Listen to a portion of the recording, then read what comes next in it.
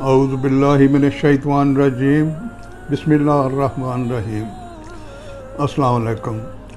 आज मैं सूरह इखलास पेश कर रहा हूँ, जो कि हुज़ूर अलैहिस्सलाम ने फरमाया कि ये कुरान का तीसरा हिस्सा है। तो जैसा कि मैं अर्ज़ करता हूँ कि नमाज हमारे लिए ऐसे ही ज़रूरी है जैसे हर इंसान को सांस लेना ज़रूरी है। तो अल्लाह ताला हमें सजदों की नेमत से आशना करे, आमीन। तो ये ये 30वें पारे में है। तो ये सूरह इखलास की फजीलत इस कदर है कि उसकी तिलावत का सवाब 1/3 कुरान मजीद की तिलावत के बराबर है। अल्लाह ताला से ये दुआ है कि वो हमें कुरान पाक पढ़ने, समझने, सुनने और अमल करने की तौफीक दे, आमीन। जो शख्स रोज़ाना 50 मरतबा सूरह इखलास पढ़े और उसको क़यामत के दिन उसकी कब्र से उठने के वक्त निदा दी जाएगी, ए अल्लाह के बंदे उठ और सीधा जन्नत में दाखिल हो जा। ये अब्वाब अल फरज की हदीस है, 155 नंबर। मगरिब की सुन्नतों में नीज़ तवाफ़ दोगाना में आला हज़ा नमाज इस्तिखारा के दोनों रख्तों में भी बिलतरतीब ये सूरह काफिरून और सूरह इखलास जो शख्स अपने घर में दाखिले के वक्त सूरह इखलास पढ़ ले तो ये सूरत उसके घर के अफराद से भी और पड़ोसियों से भी फ़िक्र फाका दूर कर देगी। जनाब अनस रज़ियल्लाहु अन्हा फरमाते हैं कि तबूक में जबरील अलैहिस्सलाम उतरे और अर्ज़ किया, या रसूलल्लाह, मदीना मुनव्वरा में मुआविया फुरनी वफ़ात पा गए हैं, क्या आप पसंद फरमाएंगे कि आप सल्लल्लाहु अलैहि वसल्लम के लिए ज़मीन समेट दूं और आप सल्लल्लाहु अलैहि वसल्लम उनकी नमाज जनाजा पढ़ लें? फरमाया, हाँ। इस पर जब्राईल अलैहिस्सलाम ने अपना पर ज़मीन पर मारा और मुआविया का जनाजा आप सल्लल्लाहु अलैहि वसल्लम के सामने मनकशफ कर दिया और मकाम तबूक से ही आप सल्लल्लाहु अलैहि वसल्लम ने उनकी नमाज जनाजा पढ़ाई। आप सल्लल्लाहु अलैहि वसल्लम के पीछे 2 सफ़ें फरिश्तों की थी और जिनमें हर सफ़ में 70,000 फरिश्ते थे। फिर जनाजा वापस पहुंचा दिया गया। हुज़ूर सल्लल्लाहु अलैहि वसल्लम ने दरियाफ़त फरमाया कि मुआविया को ये दर्जा, मुआविया जो फौत हुए हैं उनको ये दर्जा किस हद से हासिल हुआ? जबरील अमीन ने अर्ज़ किया, इस वजह से कि उन्हें कुल हुवल्लाहु अहद वाली सूरत से बड़ी मोहब्बत थी और वो इस सूरत को आते जाते, खड़े बैठते और हर हालत में पढ़ा करते थे। ये तबरानी हदीस है। चलते फिरते, उठते बैठते कुल हुवल्लाह पढ़ने से फरिश्ते नमाज जनाजा में शरीक होते हैं। तबरानी से है, हुज़ूर सल्लल्लाहु अलैहि वसल्लम ने इरशाद फरमाया कि जो शख्स मर्ज़ुल मौत में कुल हुवल्लाह वाली सूरत पढ़े वो कब्र के अज़ाब से बच जाएगा और कब्र के बीचने से भी महफूज रहेगा और क़यामत के दिन फरिश्ते उसको अपनी हथेलियों से उठाएंगे हत्ता कि उसको पुल सरात से भी गुजार कर जन्नत तक पहुंचा देंगे।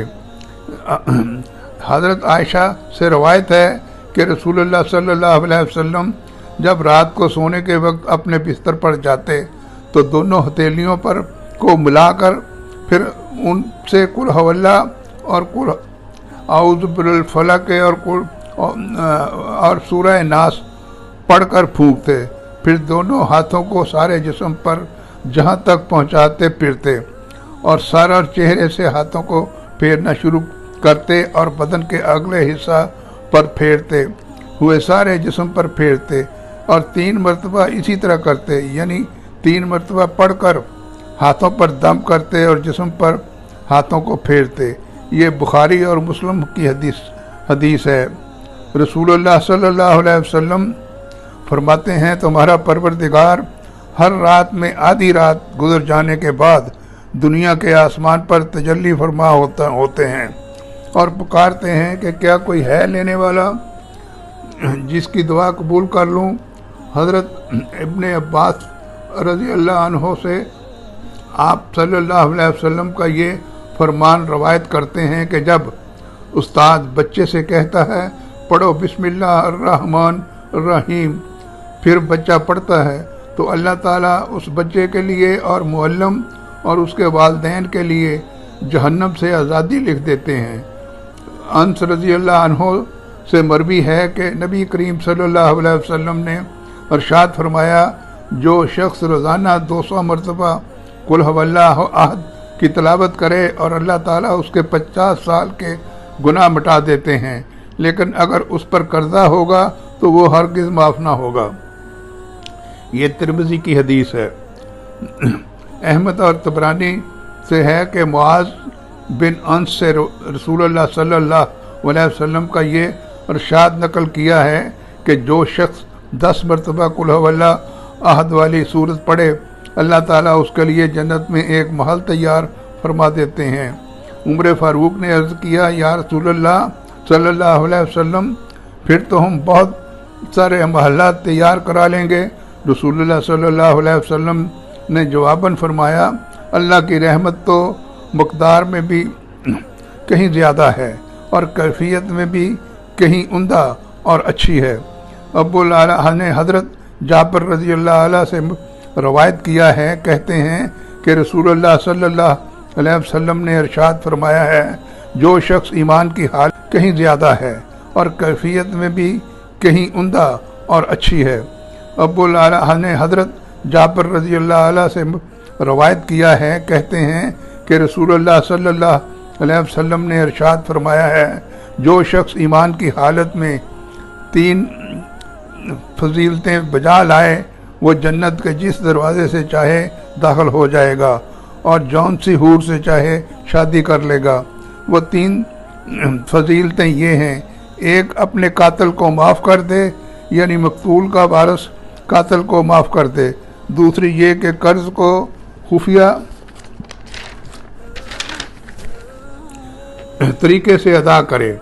तीसरी ये कि हर फ़र्ज़ नमाज के बाद 10 मरतबा को सूरह कुल हुवल्लाहु अहद पढ़े। सदीक़ अकबर रज़ी अल्लाह अन्हो ने अर्ज़ किया, या रसूलल्लाह, ख्वाह उनमें से एक ही फजीलत बजा लाए। फरमाया, चलो यूं ही सही कि ख्वाह इन तीनों में से एक ही फजीलत बजा लाए, तब भी यही मुकाम उसको हासिल होगा। सुभान अल्लाह।